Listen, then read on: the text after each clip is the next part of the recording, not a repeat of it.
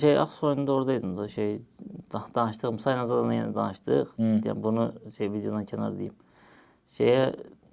Oyundan sonra Aydın mənimlə söhbət edilir. Keçən sənin yanında ona söz dedim mən.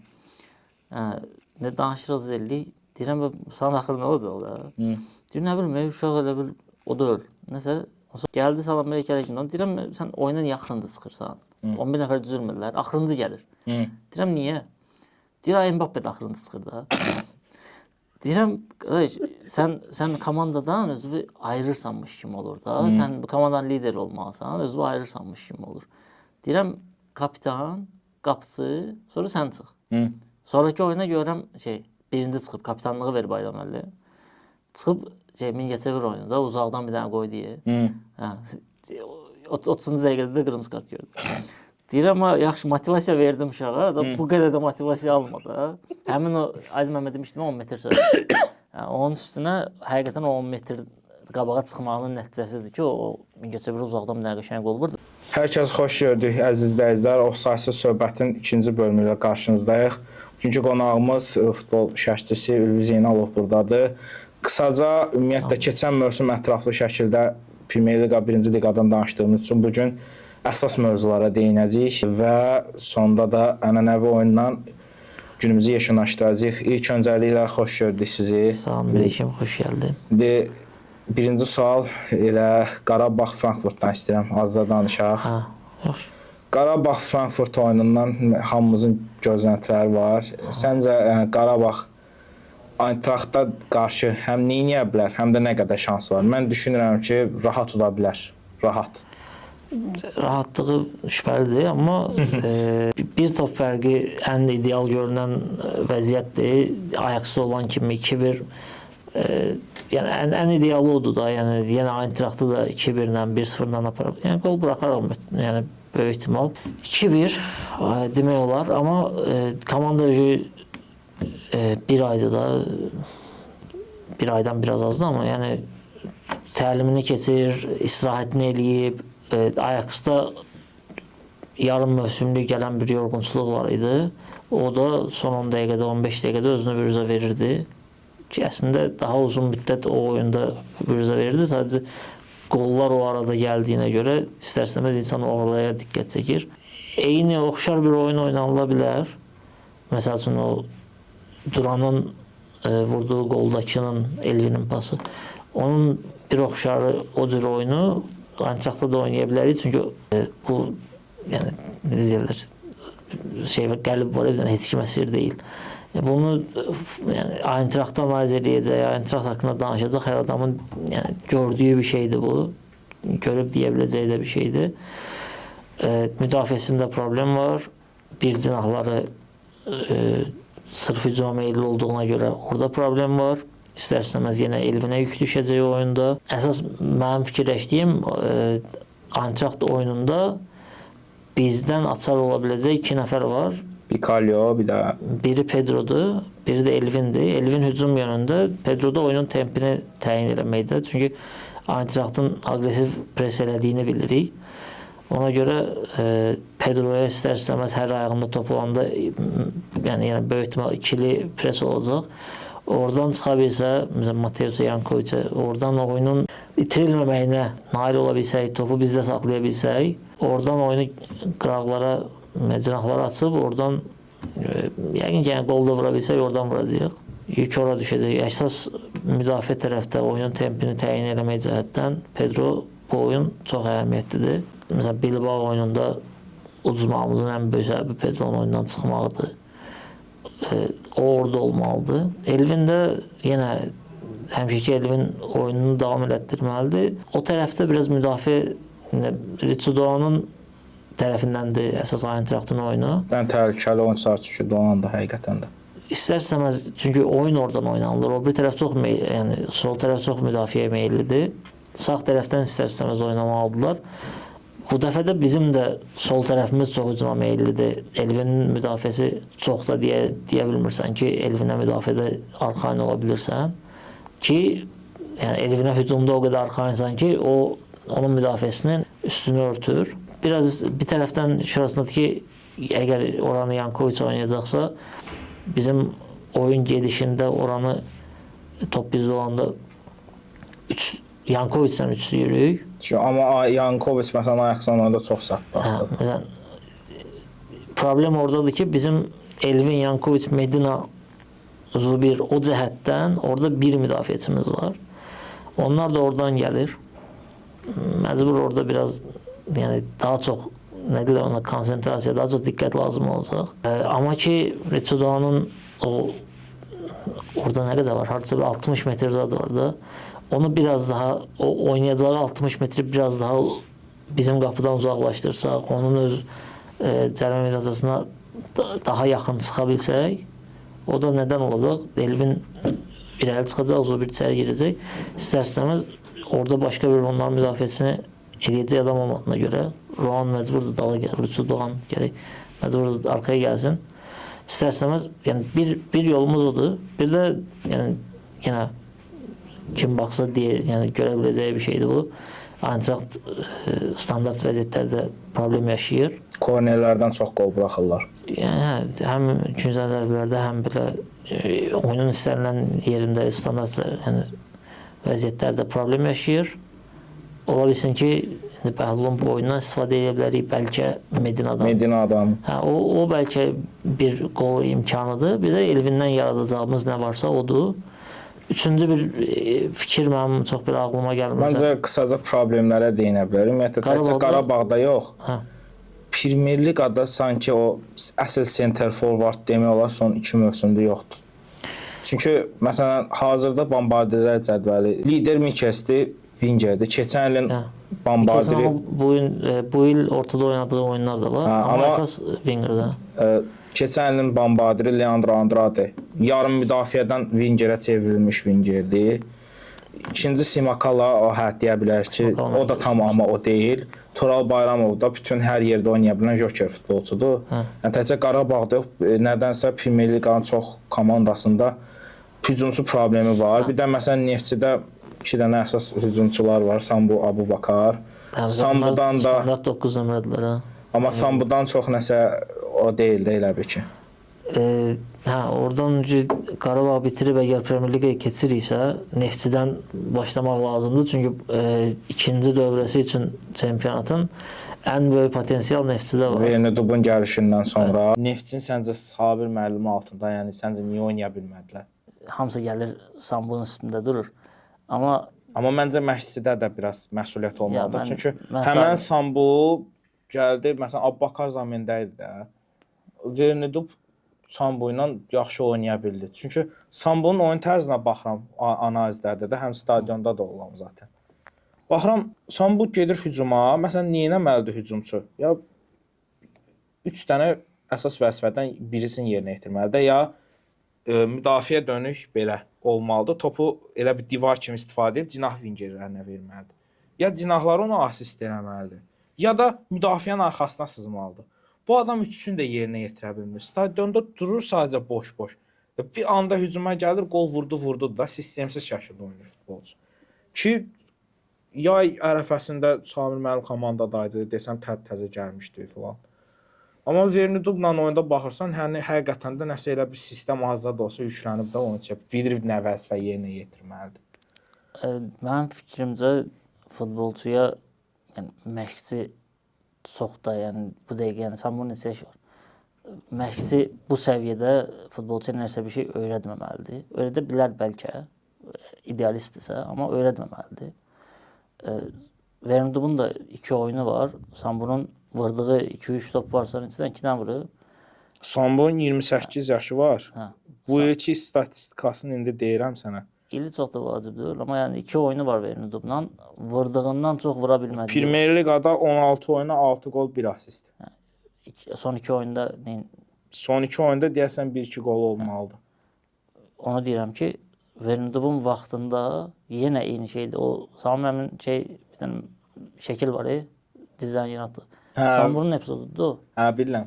Eyni epizodlar indi də son 2 oyunda da var, baxsaq. 2 oyunda da mən yəni Karvanda qəribə olsa da yenə görünür ki, oyunçularda nəsə çatışmayan çatışmazlıqlar var, amma Vernedubun oyununu görürsən ki, Sumqayıtda da tez 2-0 aldılar, sonra oyun dəyişdi də. Oyun dəyişdi deyə o Tkaniya məsələsi əsasən tempo. Mən yenə Neftçidən, Vermudubdan ümidliyik.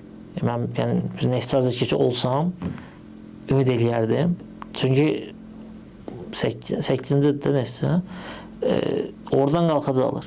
Bəlkə 4-də yarışa bilərlər. Avropa gözləmək olar, amma kubokun qalibindən asılıdır. Bəlkə 4-də yarışa bilərlər. Ondan yuxarısı həqiqətən Zirə ilə Turantovuz artıq Vermuduba 5-10 illik müqavilə vermək, yəni demək, yəni elə bir şey ehtiyac olar ona. Yəni bu dəqiqəki, yəni indi hal-hazırki vəziyyətdən mən deyərdim ki, Neftçi 4-də açıq-aşkar yarışa bilər. O da yəni Turanın insafına qalıb da. Turan özünü düzəldə bilsə, məsələn Souza getdi, orada Ayxan oynamayacaq. Mən istəyirəm ki, oynasın da, amma bu dəqiqə Turanın arxada transfer hazırlıqları var, yoxdur. Məsələn Turandan da əlavə Şamaxı ilə eyni xaldadılar, 20 xalda. 6-cı Araz Naxçıvandan 6 xal fərq var. Yəni onu da aradan qaldırıb. Yox, onu deyirəm də, mən oraları keçdim də. Tutaq ki, Araz indi orada da bir dəyişikliklər var. Əsl ən böyük transfer Məşqçi dəyişikliyidir. Bilmirik içindən nə çıxacaq. Amma Şamaxı onsuz da yuxarılara oynamır. Neftçinin ideal olmalı olduğu yerlər Sumqayıt, Turantovu, Zirə kimi əsas keçməli olduğu rəqiblər. Onu deyirəm də, indi Sumqayıtı saymadan mən daha çox Turanı yuxarılarda görürəm. Neftçinin Sumqayıtı keçməyi mümkündür. Bu turnir cədvəlində sizcə belə sürpriz nəsə varmı? Sabahın əsasən də birinci olmağı sürprizdir sənə görə. Əslində Qarabağla aradakı fərqin bu qədər az olmağı mənim üçün sürprizdir. Çünki yəni, biraz şeydən başlasam, Qarabağın əslində itirməli olduğu bəzi hallar var idi. Bir-iki hadisə oldu ki, orada hakimlər biraz Qarabağa güzəşdə getdilər. Məsələn, elə hadisələr oldu. Birində, məsələn, yadıma gəlir bir oyunda. Vardan sarı kart gəldi, məsəl üçün, o qırmızı olmayacaq. Elə oyunları fikirləşəndə Qarabağın deyərdim ki, Sabahdan bir yox, 3-4 xal dalda olmalıydı. Amma şeydə əslində Sabah tərəfdən də baxsaq, demək olar ki, yəni Sabahda bəzi artıq xallar qazandı. Bəlkə də o, yəni, ən əsas misallardan biri o təxirə salınmış oyunda Sabah 3-2. Yəni, orada biraz əslində gözlənilən bir şey idi o. Amma yenə Sabahın o göstərdiyi azimkarlıq, qoyduğu oyun biraz deyərdim ki, biraz natural görünmür bu dəqiqə birinci, ikincinin vəziyyəti. Amma mənim baxdığım yerdən biraz yəni Qarabağ daha az xal yığmalıydı. Sabah biraz artıq xal yığdı. Bəlkə deyərdim ki, məsələn, yenə arada 1-2 xal fərqi ola bilərdi, amma bu qədər yüksək xallar olmaya bilərdi. Sabah bir də yəni təzə məşqçi, sezonun əvvəl gəldi, yəni mövsümün əvvəl gələn məşqçi biraz büdrədilər deyək, amma 30-durdu bütün sistemi, yəni keçən ildə Sabah yaxşı idi. Onun üstünə qoymaqları, yəni hələ məncə yəni Sabah keçən dəfə bir videoda gördüm, Mikelsdən sən soruşsan da çempionluq o şeylə inamınız var. Deyirsən çempion ola bilərsən, onunla belə orada təmkinli cavab verir, həyəcanla, o pozitiv hisslərlə olmur da, yəni o dəqiqə demir ki, yox, biz çempion olacağıq. Amma məncə Sabahın elə bir var. Sabah biraz bu oyundan yəni hündürə tullandı. Səncə təxirə salınmış oyun çempionluğu həll eləyə biləcək? Yox, amma mən gözləyirdim ona. Çünki elə bir vaxtda o istər-istəməz gözlənilən o ki, elə bir vaxtda düşəcək ki, o Qarabağ o vaxtda yenə yorğun gələcək. Sabah da yəni o dəqiqə yəni mən deyərəm ki, indiyə qədər oynanmış oyunlar arasında Sumqayıt Qarabağı, bir də Sabah oyununu sayaram ki, həqiqətən Qarabağın bu il oynadığı ən gözəl, rəqibin də göstərdiyi bacarıq cəhətdən ən belə baxımlı oyunlardan biri də imişdi də həmçinin uzunluqlarına baxmayaraq. Gözəl oyun göstərilən oyunlar onlar oldu. Sumqayıt, Sabah yaxşı oyunlar idi. Həmin o oyunu da Qarabağ məncə öz tempində gedir. Sabah sadəcə biraz sistemi oturtduqdan sonra yəni heç-heçələr məğlubiyyət də olmasaydı, məncə Sabah xal daha çox aralaya bilərdi. Yox, onu deyirəm. Bu dəqiqə Sabah gözləniləndən daha çox xal yığıb. Qarabağ öz tempindədir. Qarabağ əvvəlki illərdə də misal üçün ikinci heyətlə belə rahat tuta biləcək. İlin əvvəli Sumqayıt məğlubiyyəti var. Misal üçün keçən illərdə də var elə məğlubiyyətlər. Amma elə də böyük problem deyil. Qarabağ onları eləyir. Orada problem yoxdur. Sadəcə Sumqayıt üçün o böyük motivasiya oldu ki, biz Premyer Liqada daha yaxşısını eləyə bilərik. Sırf Sabah Qarabağ arasında baxanda, Sabah biraz gözləniləndən qabaqdadır. O da həmin o təxris almış Qarabağ oyunu ya da məsəl üçün ola bilər də bəzi oyunlar var ki, Sabahın xalq itirdiyi gözlənilməz oyunlar da var. Amma mən deyərdim ki, Sabah biraz öz boyundan hündürə tullanır. Bəlkə indi bütün ümid şeyə qalıb. Yəni Sabah cəhətdən baxanda bütün ümid oradır ki, Qarabağ Avropada davam eləsin. Ki Hər şey ondan asılı olacaq. Çempionatda daha da yorulsun, çempionata yenə hələ də ikinci heyətdən çıxmağa davam eləsin. Onunla Sabahın ancaq ümidi ola bilər ki, Qarabağda yenə danışdığımız kimi Eintrachtı uda bilsə, o ehtimal var. Amma mən o qədər də deyim ki, dəhşət ümidliyəm. Çünki 10 xal da olsa, 10 xal qrupdan, yəni o liqadan sonraki mərhələyə nə qədər qalacaq, nə qədər qalmayacaq, indi onu bilmirik. Mən heç çox dəhşət də yəni ümidli deyiləm ki, Qarabağ davam edəcək. Heç belə bura qədər gəlmək də böyük şeydir. Amma gələcəyə üçün yaxşı təməldir. Sonra qayıdacaq çempionata. Bu dəfə düz deyil, Kubok oyununda keçən il Qarabağ idi da, yenə utdular Sabah. İndi əgər hədəfdə şey varsa, Çempionlar Liqası varsa, bunun da yolu təkcə Çempionlar Liqasıdır. Təkcə Azərbaycanda çempion olmalıdır. Ona görə məcbur Qarabağ əvvəl-axır o diqqəti göstərib, qayıdıb çempion olmalıdır. Avroliqaya da getmək sərf eləmir çünki. Yox, sərf eləsə də eləməsə də, yəni bu dəqiqə sən zirvəni görəndən sonra istəməzsən aşağıda biraz bir pillə aşağıda olasan. Ki indiyə qədər Avroliqada oynadığımız mövsümlərin belə baxanda hamısında Çempionlar Liqasına düşüb gəlmiş idi ora. Onun üçün bu dəqiqə mən fikirləşmirəm ki, Qarabağ Avroliqanın, yəni ikinci ya üçüncü bir şey olub Avropaya oradan gedəcək. Yox, yəni çempion olacaq. Gələcək Çempionlar Liqasında bir yerə qədər oynayacaq, oradan düşəcəksə düşəcək, düşməyəcəksə davam edəcək. O gələnlə söhbətdən bugün indiki hal-hazırki vəziyyətdə Sabahda mən o motivasiyanı gördüyümü deyənmərəm. Məsələn, ilin əvvəli Turan daha açıq-açıq deyirdi ki, biz çempionluq hədəfimiz var. Sən biri istəki üçüncü ola biləsən. Amma Sabahdan mənim elə bir, yəni ağlıma gələn belə güclü bir açıqlama yoxdur ki, biz belə hədəfimiz var. Amma iş arasında da yəni sözlər yox, əməllərə baxmaq lazımdır. Əməllərdə də birinci yerdədirlər. İləri yerə qədər onlar üçün uğurdur. Yəni tutaq ki, son 5 həftəyə qədər birinci apardılar, son 3 həftəyə qədər birinci apardılar. O belə onlar üçün böyük uğurdur. Mən gözləyirdim Sabahın nəsə eləyə biləcəyini. Çünki deyirəm də, yəni ilin əvvəli gözlənilən yerdən ya da bu dəqiqə statistiki göstəricilərinə baxanda Sabah həqiqətən biraz elə bir yığacağı xaldan hardasa biraz qabaqdadır. Həqiqətən o deyil, 4 xal mı, 6 xal mı, nəsə biraz qabaqdadır. Məsələn, bir araşdırma görmüşdüm keçənlərdə. Bilirsən ki, hər Premier Liqada, hər liqada şeylər olur, statistik analizlərdə. Məsələn, ona uyğun AI, yəni süni intellekt ön izlənim verir ki, məsələn, bu komanda dövrəni ya liqanı neçənci qutaracaq. Yığmalı olduqları xal hesablamalara görə elə Sabahla Qarabağ həmən başa-başda 30 neçə olmalıdır, amma ikisi də hazırda biri 37, biri 36 xaldadır. Yəni odur. İkisi göstəriciləri də çox xardadır hər iki komandanın. Ehtiyac da var. Yəni başqa bir çempiona ehtiyac var bu dəqiqə. Çünki liqanın məsələn rəqabət səviyyəsi çox zəifdir. Mən məsələn bir şirkət olaraq deyək ki, Premier Liqada məsələn yayım eləmək istəyirəm də, Azərbaycan Premier Liqasını. Deyək ki, sən şirkətin sahibisən, məsələn filan kanalın sahibisən. Sən bizim Premier Liqanı məsələn keçən il ümumiyyətlə rəqabət az idi da. Yəni həvəsli olarsan bu Premier Liqa üçün yayım eləməyə. Yayım pulsuzdur, onsuz da. O heç. Amma dedim də könüllü olarsan ona. Məsələn xaricdə heç adi ikinci liqanın belə aylıq azarkeş pulunu ödəyir, elə baxır televizorda. Bizdə o yoxdur. Elə olmamağa yaxşıdır. Yaxşıdır, amma bir yandan da məsələn yayın gəlirlərindən klublar daha çox pay götürə bilər də. Ehtiyac da yoxdur. Niyə? Çünki AFFA-nın dəstəyi var. Var ya, amma hamıya dəstəyi var. İndi nə deyirəm mən, sözü yaddan çıxarma. Misal üçün bu klublar bəzi məsələn fonlardan zətdən dəstək alırlar da. Məsələn Qarabağın bu il Çempionlar Liqasına düşməyinə görə klublarımıza UEFA-dan dəstək gəlir. Düşməyəndə də olur, amma onun var da. UEFA-dan dəstəkləri var, AFFA-nın dəstəkləri var. Mən deməzdim ki, bu dəqiqə bizim klublarımızın çox böyük belə bir yayım gəlirinə ehtiyacı var.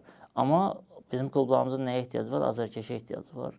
Azərkeşdə mən deyək ki, mən İmişlinin, Turanın oyununu pullu elədim. Bu insanlar da onsuz stadionlar pulsuzdur da çox vaxt. Stadion elə televizora nəzərən daha ucuzdur. 2-3 manatdır bilet. Yəni mən o insanlara hələ mən futbol marağı yaradıram da. Tutaq ki, mən əgər bir PFL-əmsə, AFFA-yamsa, futbol marağı yaradıram. İndidən mən pul istəyim cəmaatdan. Yəni onsuz da yaranmayan, bu dəqiqə olmayan o maraq vəbşi, yəni ümumiyyətlə itib gedəcək. Yox, AFFA-dan, PFL-dən yox. Mən bildiyim qədərilə federasiyanın illik verdiyi premiya, dəstək pulu ayrı olur. Yayım gəlirlər o. Yayıma başa düşdüm. Yayım da yəni əvvəl Yayım da federasiyaya qalmır ki. Federasiyaya qalmır, amma CBC ilə tutaq ki işləyirlər. CBC bunu tutaq ki pullu elədi. Bunun yayımını kimdən alır? Hə, təlif haqqını. Mən də onu deyirəm də, elə bir ki PFL-dən alır, PFL də onu paylayır. Türkiyədə açıq artırma ilə eləyirlər. Məsələn, artıram 50 milyon dollar. Məsələn. Orada bir klub ki, yəni 3 klub da deyir ki, bizim 25 milyon azərkeşimiz var. Onun yəni bir klubun tutaq ki 5 milyon azərkeşi belə olsa, onun sən yayımını bilirsən nəyə görə deyirəm? Məsələn, CBC düzdə əziyyət çəkir həqiqətən də çalışırlar. Amma ki sən kameranın bəzən keyfiyyəti, məsələn, işıq oradan düşür, oyun görsənmir. Nə bilim, məsələn, oyun içində o künclərdə, kornerlərdə məsələn gedəndə normalda kamera çəkilişi olur da. O da epizodu daha yaxın göstərmək üçün. Pulsuz olmağının deyək ki, mənfi cəhətləridir. Mənfi cəhətləridir, side effektləri. Həm də ki, məsələn, deyək ki, Sabah, Qarabağ, Zirə, bir də deyək ki, Araz Naxçıvan bu il Avropadaydı. Sən onların Avropadan gəlir var. Amma məsələn, turnir cədvəlinə baxırıq. Əslində qalanlarının da Avropadan gəliri var, UEFA-dan aldıqları var. Amma az alırlar da. Məsələn, gedib almaqla azca almağın arasında çox fərq var. Misal üçün, İmişli deyir, bizim bu dəqiqə həvəsimiz, yəni məqsədimiz daha doğrusu o yuxarı pillələrdə liqada qalmaqdır. Bugün liqada qalıb o UEFA-dan gələn dəstəyi, AFFA-dan gələn dəstəyi alırlar ya da PFL-dən gələn də o hansıdır, onu dəqiq bilmirəm. O gələn dəstəkləri aldıqca, yəni Moskva birdən qurulmur da. Bu İmişli bu il çıxıb. Yəni o biri orada Karvan var məsələn, bu il düşəcəklər, amma yenə də yəni bu təzə çıxan komandaya misal üçün Turan keçən il düşürdü Avropaya, bəxti gətirmədi o kubok söhbətinə görə. Yəni bunlar hissə olan şeydir. Qarabağı indi bugünkü Qarabağı ilə yəni bilirik də, amma misal üçün sən daha yaxşı bilirsən. Birinci lap köhnələri. Hə, misal üçün o vaxt ki Qarabağda hər məsələn yəni sözü calayım oradan şey deyim. Məsələn bu illəri hamı qayıdır ki o istefa, bu istefa. Yəni istefa deyirlər, amma 10 illik çəkilən əziyyət yaddan çıxır. Ondan da çoxdur da. İndi biz ilk dəfə məsələn Azərbaycan futbolu Qarabağ təmsil olunanda bir tur keçirdik, ikinci turu udurduq. İndi Araza şey bir tur keçəndə cəmaət bayram edirmiş o vaxt. Arxivə baxırdım mən keçən dəfə. Hə, misal üçün Araz indi məsələn Amoyadan neçə dənə 5 dənə buraxıb. Araz bizdən birə dağıldı məsəl üçün. Amma Qarabağda məsələn Dortmunddan buraxmışdıq da 2 oyuna. Amma hardan haralara? Amma biz Dortmundda play-offda deyəsən oynamışdıq onların. Ora gələnə qədər ondan əvvəlki illərdə bir tur keçirdik, udurduq. Sonraki il 2 tur keçirdik, 3 də udurduq. Elə bu davamlılıqdır. Zaten sistem bir ilə qurulmuş. O da həmin o şeyə gəlir ki, bu il tutaq ki, misal üçün indi İmişli pul aldı UEFA-dan, AFFA-dan. Gələn il daha yaxşı. Bu gün misal üçün Junior'su, Almeida'sı varsa, gələn il daha yaxşı Junior'su olacaq. Junior bu il yaxşı deyil də misal üçün, amma Almeida yaxşıdır. Gələn bir dənə də Almeida səviyyəsində adam tapacaqlar. Bu dəfə misal üçün 8-ci qurtarmayacaqlar, 9-cu qurtarmayacaqlar, 6-cı qurtaracaqlar misal üçün deyirəm də. Yəni bu belə olur. Qarabağda vaxtilə 4-cü idi. Məsələn, Karvanla yarışırdı o vaxtı. Karvan düşdü getdi, 4-cü idi. 8-ci qurtardığı il var, 6-cı idi. Yavaş-yavaş. Bu çox pis başlayıb elə. Başlayıb yox artıq Karvan. Karvan heç də ki Karvan səncə yəni niyə bu vəziyyətdədir? 12-ci sıra bax deyirəm statistikanı. Karvanın bu dəqiqə bu çempionatda olmağı belə böyük bir şeydir onlar üçün. Vurulan qol 12, buraxılan top 34, xal 6 və 12-ci sıra. Yəni səncə qeyri-peşəkarlığa görədir bu yoxsa? O klubun arxa tərəfində nə olur bilmirəm, amma taktiki cəhətdən danışsaq, onların bir qapıcı problemi oldu, qapıcı zədələndi.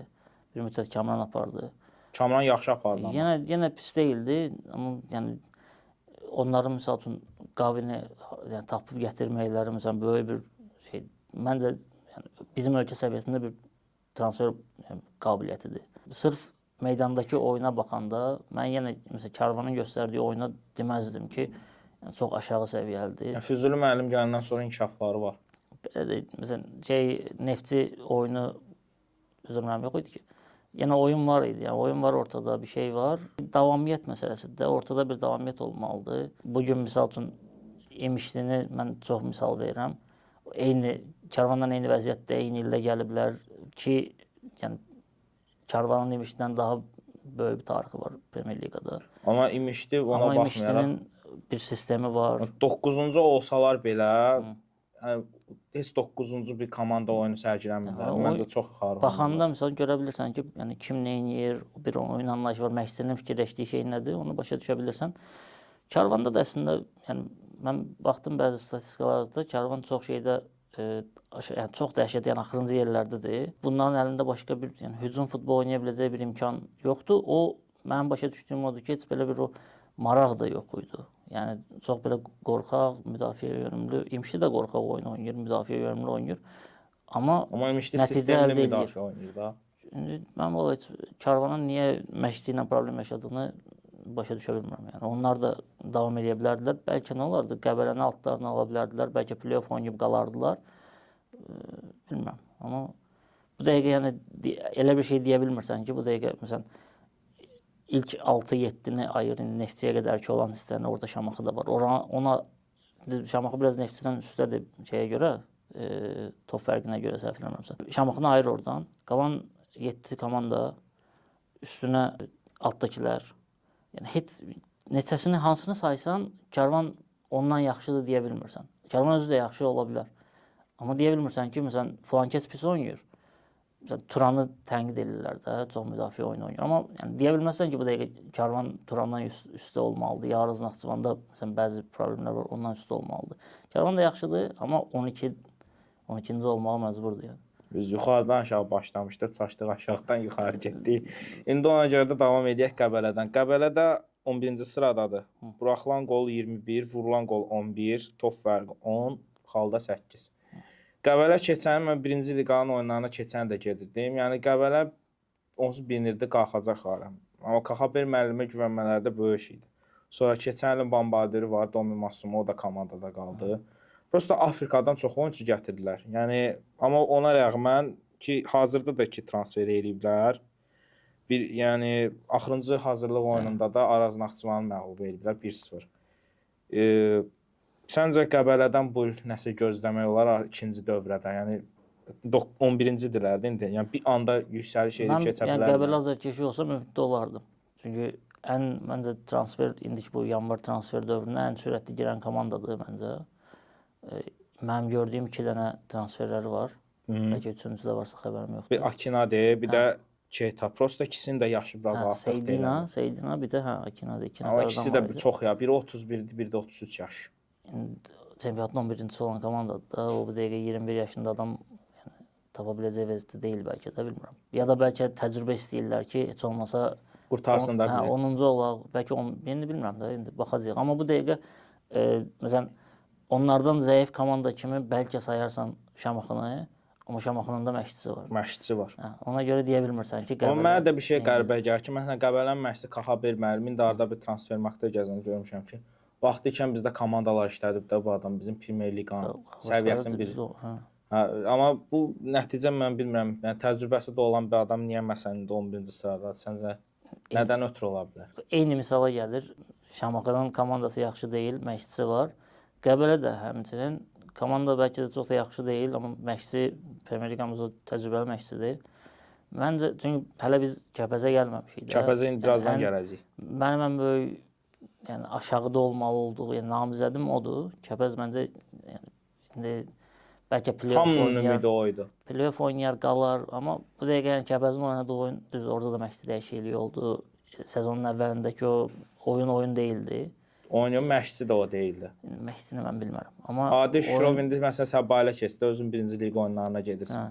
Şimal da, yəni birinci liqada bəlkə də ən zəif komandadır da Şimal. Yəni kim gedirsə Şimalla oynayır, bu bayram havası gedir ki, havadan çıxalımız var. Şimal kimi 4-3 uduzdular da. 4 dənə qol Şimaldan sən necə buraxa bilərsən? Öz evində. Hə. Həm də Adi Şirovdan Premyer Liqa təcrübən də varsa. Birinci liqanın atmosferi ayrıdır. Premier Liqa təcrübəsi olan oyunçusu da çoxdur. Amma Səbailin komandası da birinci liqa səviyyəsinə görə çox Çox yaxşıdır. yaxşı komandadır. Çox yaxşıdır həm də. Legionerlər var, birinci liqanı tanıyan, o ağır atmosferi bilən futbolçular var ki, təzə transferlər də var. Birazdan birinci liqa söhbətində ora gələcəyik. Şeydə, yəni o Qəbələ ətrafında mən Qəbələ çox ümidliyəm bu dəqiqə. Yəni deyirəm, azarkeşi olsam ümidli olaram ki, biz gələn illə hazırlaşaq, gələn il nəsə olacaq. Bu il mən fikirləşirəm ki, onsuz Karvan yəni məcbur qala bilməyəcək. Kəpəz play-off oynayar, bəlkə onların ikisindən biri. Mən çox istəyirəm ki, məsəl üçün Karvan oynasın, play-offu qalsın. Çünki Karvanın heyəti məncə Kəpəzdən çox daha yaxşıdır. Ki Kəpəzin o göstərdiyi oyunu da mən yaraşdırmıram bizim çempionata. Çünki yəni anti-futbolun çox belə şeyini oynayırlar da. Deyim ki, məsəl üçün bəzi oyun, məsələn, bəzi komandalar var. Məcbur oynamaq var, bir də əsas sistem futbol oynamaq. İmişlidir, Karvandır, məsələn, Qəbələdir. Baxırsan, futbolçunun nə etmək istədiyini başa düşürsən. Məsələn, futbol bir hərəkət eləyəndə bilirsən ki, məşqçi buna nə tapşırıq verib. Mən onu Kəpəzdə görə bilmirəm. Ona görə yəni indi təzə stadion zət söhbəti, qalarlarsa qalarlar. Play-offdan qalırlar bəlkə. Amma Qəbələ yəni əminəm ki, onların üstündə qutaracaq. Kəpəz istəyir axırıncı olsun, istəyir 11-ci olsun, Qəbələ onlardan yuxarıda qutarar. Bəlkə Şamaxının biraz məşqçinin də məsuliyyətləri artıb. Ola bilsin, bəlkə Şamaxıya diqqətini azaldar. Orada da belə bir şey oldu da, indi o 21 məşqçi olaraq gəldi, o 21 oyunçular oradadır. Bəlkə Ayxan mənim deyər ki, mən millini istəyirəm, yəni daha çox ora, indi Rəşad Eyübov gəldi o 21. Bəlkə Şamaxını ona vermək daha məsləhətli olar. İndi onun da necə məşqçi olduğunu bilmirəm. İndi hələ ki, orada necə dəyişiklik olacağını bilmirəm. Şamaxını bəlkə Qəbələ altına ala bilər. Amma bu indiki hazırki vəziyyətdə Qəbələ 10-culuğa ən böyük namizədindir mən. Premier Liqadan məncə bu qədər yetərli olar. Azca da birinci liqadan deyinək və turnir cədvəlində onsuz tanışsan, Şəfa liderdir, Baku Sporting ikinci. Bombardirlər siyahısında sənin sevdiyin bir oyunçu var, 11 qolla Seyxan. Sən çünki adı hazırda Premier Liqa klublarından hallanır. Məsələn, Ruslan Varansov ikincidir 7 qolla. O da Səbailə keçdi. Transfer oldu. Seyxanı da istəyərəm. Seyxan o səviyyənin oyunçusu deyil, təbii ki. Olmalıdır liqada. Məsələn, onun vaxtı ilə Qarabağda komanda yoldaşı olmuş adamlar indi bu dəqiqə Premier Liqada qıraqda otururlar, zamanda otururlar. Düz oynadığı yerdədir bu dəqiqə. Komandasını özü daşıyır. Orada yəni Seyxanla ikinci arasında çox böyük fərq var. O öz komandasında. Keçən il Mişlidə də yaxşı oynayırdı çünki. Yəni o elə bir adamdır. Düzdür, bəlkə Premier Liqada indi hamı limit qalxıb, legioner zad, hamının marağı oradadır. Amma misal üçün İmişli Cüneyni oynadacağını Seyxan oynada bilər, misal üçün deyirəm. Neftçi 8-ci yerdə olan Neftçi. İndi Abubakar var orada, məsələn, Sambu olmasın, Seyxan oynasın. Fərqi yoxdur. Yəni, daha effektiv olardı. Mən belə fikirləşəndə çox aşağıdakı komandaları çox yaraşdırmıram. Elə özünü göstərə biləcəyi yerlər oralardır ki, hə, məsələn, İmişlidə həqiqətən oyun var, Neftçidə bir şey var. Neftçi geçsin istəmərəm. Amma İmişlidə iş arasındadır. İmişli keçən il necə əlindən verib onu. Keçən il bir oyunda gördüm şeydə, Azərsu'ndakı oyunda Qarabağ 2-0 utdu da İmişlini. Orada Terminada gördüm. Qarabağ oyununa baxmağa gəlmişdi. Hə, böyle uzaqdan gördüm ki, Seyxan da oturub orada, azarkeşlərin arasında. Deməli, var da, İmişlilə hələ də əlaqəsi var. İndi bilmirəm, bəlkə Qarabağ, onlar o Qarabağda oynayanda binədə zadda oynayırdılar. Bəlkə Azərsu'nda oynamayıb, heç o dəqiq adında da deyil. Amma bir İmişli keçmiş futbolçusu olaraq gəlib Azərsu'da oyuna baxırdı da. Varsa elə bir əlaqə qaytarsınlar, oynasın. Bu dəqiqə ehtiyac var. Yerli futbolçu demişkən, məsələn, hazırda birinci liqanın lideri Şəfa, məsələn, 2 ildir artıq professional şəkildə ilərləyirlər. Hamısı yerlilər də. Yəni də olsun legioner yoxdur ki, İmişli dedin, axırıcı düzdür, yoxlama oyunu kimsə üçün əhəmiyyət kəsb eləmir. Amma yəni legionerlərin olduğu İmişlinin 1-0 məğlub elədi Şəfa ki, çox rahat artıq deyə bilər ki, çempion olacaq. Ki, keçən də qeyd eləmişdim, pul yersiz yerdə yox, düzgün yerdə xərcləndikdə, yəni nəticə göz qabağında olur. Sən də Şəfada elə bir heyət var ki, onlara legioner lazım deyil. Hamısı Premier Liqa təcrübəsi olmuş futboldur ki, Kapitanları Qarabağda oynayıb. birinci liqada sən nətər hamı deyir ki, birinci liqa ayrı atmosferdir. Amma orada ancaq birinci liqanı bilənlər oynayar falan, amma Birinci Premier Liqa liqanı bilən- təcrübə bilsən nətər, amma Şafada da hamısı Premier Liqa, çoxsu Premier Liqa təcrübəsi olmuş futbolçu, amma heç bir Legioner heyəti məğlubiyyət yoxdur da, yəni. Hə? Legioner heyəti yaşamış oyuncu belə var orada. Ya. Yəni onlar Təkdən bir dənə legionerlər var. Amir o da ki, bizim Elnur Cəfərov da Neftçili. bir dənə legionerlər var. O da yenə Azərbaycan dilini rahat danışa bilən Yəni Amir. kimdir orada? Hə? Kim? Amir İbrahimzadə. Hə, Amir. O da ki İran- bizim dili danışa bilir də rahat. Hayır, belə Yəni, tam legioner demək olmaz. şəfa yəni indidən bəllidir ki, onlar çıxacaqlar Premier Liqaya. Amma mən məsələn belə klublar məsələn həqiqətən və dəstəkləmək lazımdır. Çünki Addır da ad yaşadır. O şəfanın mənəvi davamçısı olaraq, yəni kimin ağlına gəlibsə belə bir taham eləmək, bunu eləmək. Məncə məntiqlidir. Yəni yaxşı təşəbbüsdür deyərəm. Stadion orada boş-boş qalır da. hə, Getir işlət məsələn də. strategiya olaraq da yaxşıdır. Bakıdadır. Stadion rahat yerdədir. Komandaya Şəfa cəlb ola lazımdır. bilər azarkeşdə. Şəfa İkinci bir də lazımdır, Baku loqonu Sporting düzəltmək lazım. ikincidir, Sabail üçüncü. Sabail adı Şükrovdan sonra bərbad məğlubiyyətlər buraxdı. Baku Sporting məncə stadion hesabına hazırda ikincidir. Sabah o dəyişiklik, bəs dəyişikliyi mənim heç yəni başa düşdüyüm bir şey deyil. Mənim də çünki sabiq baş məşqçi qalmalıdır məncə. Nə Cəbrayıl'a məğlub oldu deyə hər şey. Mənim özü istefa verib o Cəbrayıl oyunundan sonra. Yox. Elvin müəllim özü Elvin Məmmədov deyildi orada məşqçi. Mən bilən qovdular deyə bilirəm mən. Mən elə bilirəm ki, Elvin Məmmədov Cəbrayıl oyunundan sonra iclas keçirdilər. İclasda özü deyir ki, biz alınmırsa biz başımıza gedək. O dəqiq bilmirəm, amma mən bildiyim qədər istifaya Mənim bir yerdə göndərilir. oxuduğum elə idi. İstifaya göndərilirsə çox böyük səhvdir. Məncə də. Yəni dəhşət böyük səhvdir. Niyə? Sabah ikinci idi o gedəndə. Bəli. Baku Sportingdə yavaşdan gəlirdi. Üçüncüdür. 22 xalla. Mən şeyə də çox pis oldum açığı. Təzə məşqçi dəyişikliyinə düşdü. Ağsuya yəni bəxtəbəxt tutdular deyərəm də. O oyunun əvvəlində bir dənə cərimə zərbəsindən vurdular. Oyun istərsəniz 1-0 başladı. Oyunun axırına yaxınlaşdıqca da Ağsu daha çox risk eləməyə başladı. Oyun birdən-birə 3-0 oldu da. Əslində oyunun haqqı da o deyildi. Ondan sonra da gördük ki, o Şimal məsələsi 4-3. sonra bir oyun da uduzdular da. Adamların bir dənə qalibiyyəti var, o da Səbailə qarşıdır. Səbailin indiki vəziyyəti çox da belə ürəkaçan Deyil. saymaram. Bir dənə həmin o Ağsu oyununa yəni ürəyim yanır ki, heç yəni səndən olmayacaqdı. Niyə onu da o günə qoydun? Amma yenə Ağsu yaxşıdır, axırıncı oyun 5 dənə vurublar. Yenə Mingəçevirdən xal aldılar. Zaten orada da nəsə var. Onlar yəni mən istəyirəm ki, onlar bu dəqiqə Səbail yuxarılarda olacaq. Həm Ağsu olsun, Şaxdağ olsun. Şaxdağ maşallah çempionatda bombardiri var. İkinci yerdə idi Ruslan. Amma özü aralardadır. Yəni Şaxdağın sən məndən daha yaxşı bilirsən, azarkeşi var məsəl üçün. Çox yaxşı azarkeşləri var. O komandanın yeri, o azarkeşin yeri orada. Komandanın bəlkə ola bilər, amma azarkeşin yeri orada deyil də məsəl üçün. Səbaildə nə var? Səbaildə azarkeş az da olsa var. Səbaildə də biraz bir balaca imkan var yəqin ki, Rəhman Aziyazov da oynayır orada. Belə, amma mən heç Səbail Premier Liqada oynayanda da mənə heç şey kimi gəlmirdi. Mənə də yəni. Premier Liqa komandası kimi gəlmirdi.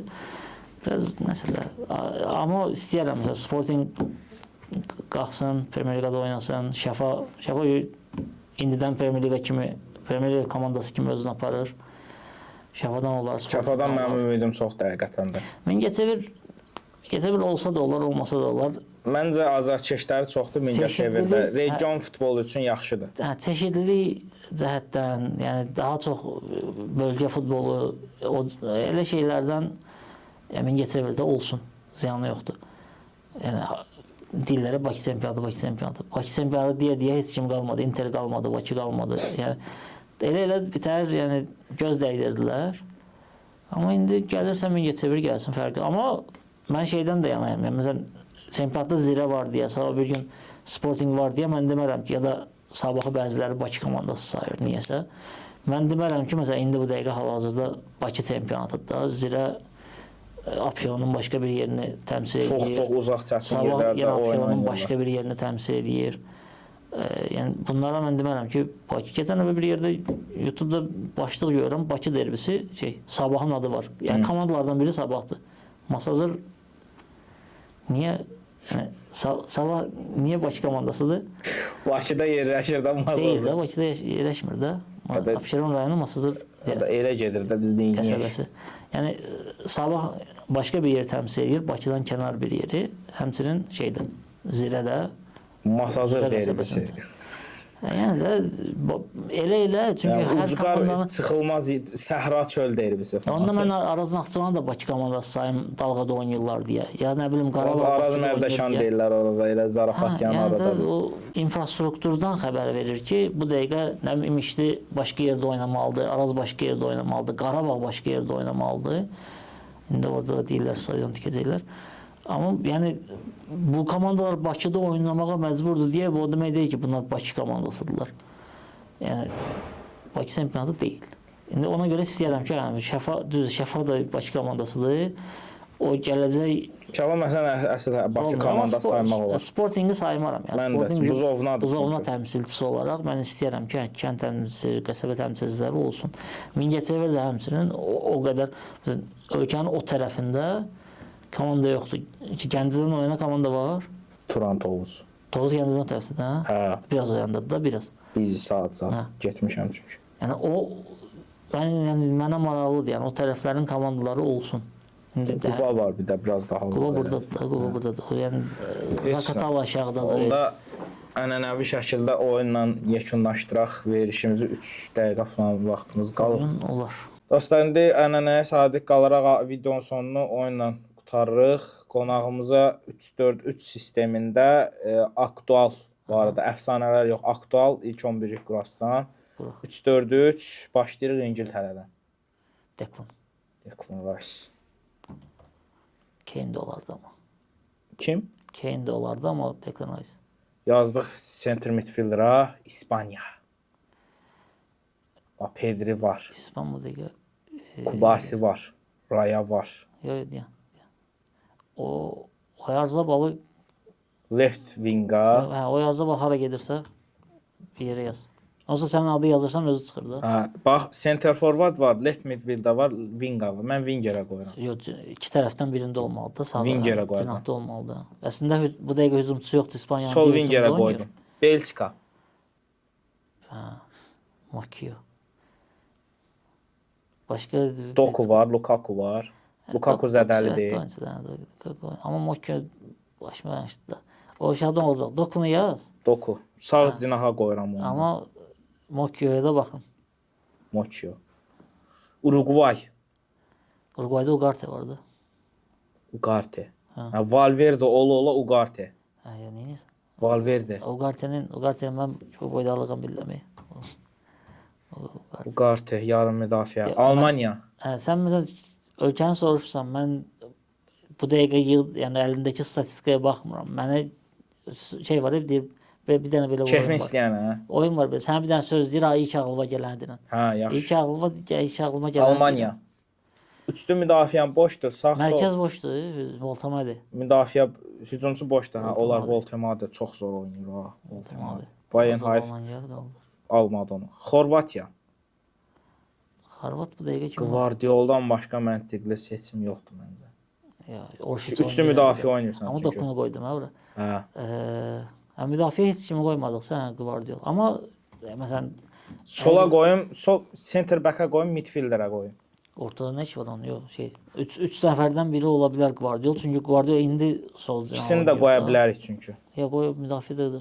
Mən olsam center back qoydum. Fransa. Şuta uzat deyərdim orasında. Çox belə xoşum gələn adamı qoymaq daha məntiqlidir. Fransaya bir dənə qaldı qapı qaldı, mərkəz qaldı, bir də sol sağ qaldı. Fransız bu dəqiqə ürəyimi açan biri yoxdur, amma Ture var idi bir ara.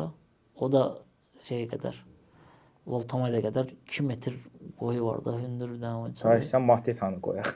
Yox, Kimi qoyam? yazıyor adı İsak yox bir şey İsak Ture olmalıdır.